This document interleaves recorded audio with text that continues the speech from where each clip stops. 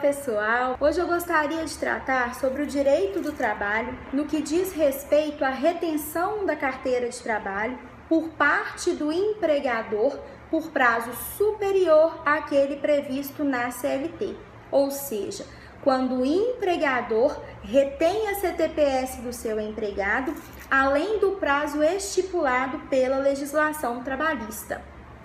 E a este respeito, existem dois entendimentos que têm sido muito discutidos pela jurisprudência, sendo que um deles é o entendimento majoritário e que tem sido aplicado pelos nossos tribunais, e o entendimento minoritário, que tem sido muito utilizado principalmente por nós advogados quando estamos atuando em defesa do empregado.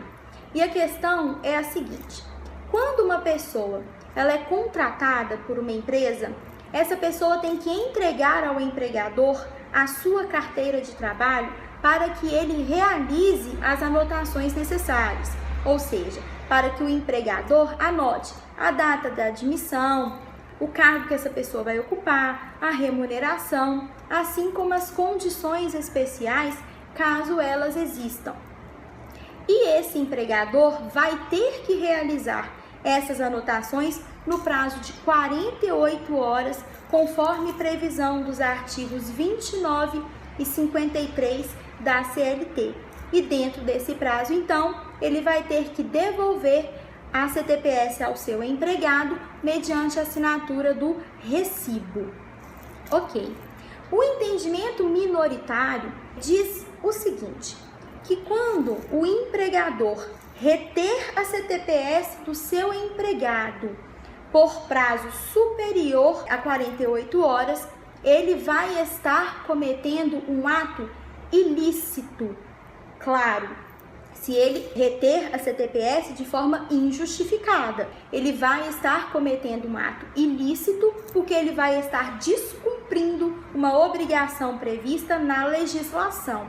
E o Código Civil diz o seguinte, que todo aquele que por ato ilícito causar dano a outrem, ainda que exclusivamente moral, tem o dever de indenizar. E ainda que o dano ele é presumido, é um dano in re ipsa, ou seja, que o empregado não vai ter a obrigação de comprovar um dano concreto, um dano fático, porque presume-se que a retenção ilícita, injustificada da sua CTPS, por si só lhe causa um dano moral, um dano à sua dignidade, aos seus direitos de personalidade, porque entende-se que o empregador está agindo com descaso, com displicência, com falta de respeito e por isso, por si só, ele já está sofrendo um dano, uma violação à sua dignidade e, portanto, ele não deveria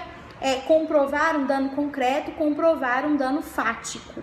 Lá do outro, a jurisprudência majoritária entende que se o empregador reter a carteira de trabalho do seu empregado por prazo superior a 48 horas e em razão dessa retenção ilícita, injustificada, ele sofrer um dano concreto, um dano fático, por exemplo, deixou de conseguir um outro emprego, uma outra colocação melhor no mercado de trabalho, por exemplo, em razão dessa conduta ilícita, desse ato ilícito, aí sim o empregado faria jus a uma indenização a título de danos morais, né? E até materiais também, dependendo do caso concreto.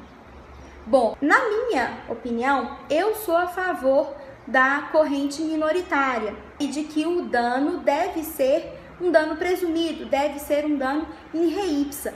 Claro, eu estou tratando de uma situação em que a retenção foi uma retenção injustificada. É claro que se o empregador reteve a carteira de trabalho do seu empregado em razão de um caso fortuito, de uma força maior, de uma situação inusitada, por exemplo, o departamento pessoal da empresa pegou fogo, ou então deu um curto na fiação e queimou todos os computadores do departamento pessoal, ninguém no departamento pessoal consegue trabalhar, consegue realizar as atividades ali naquele período enquanto não for resolvida aquela situação mais urgente. Então, se o empregado entregou a carteira de trabalho, mas aconteceu uma situação inusitada, uma situação mais urgente que deva ser resolvida, se a carteira de trabalho for devolvida ao empregado além do prazo de 48 horas, depois desse prazo de 48 horas, é claro que o empregador não vai ter que ser penalizado. Ele não é culpado, ele não agiu com negligência,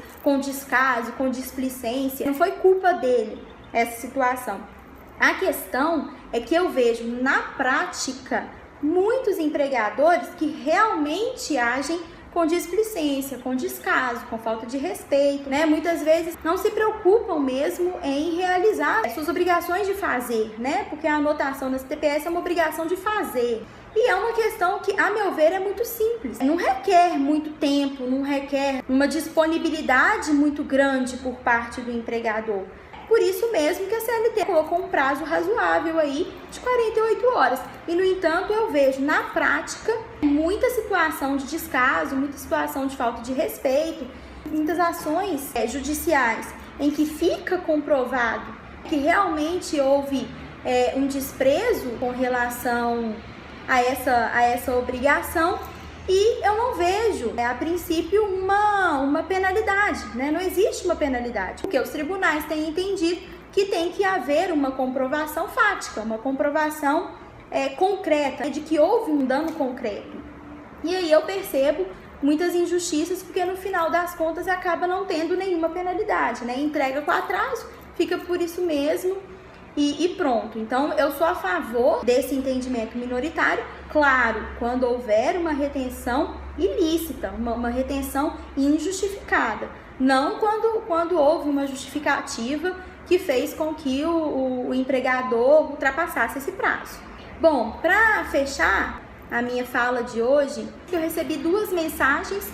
Uma era me pedindo para comentar sobre a decisão do STF do dia 22 de setembro da semana passada, sobre a sucessão quanto ao pai afetivo e o pai biológico, caso a pessoa venha a conhecer o pai biológico.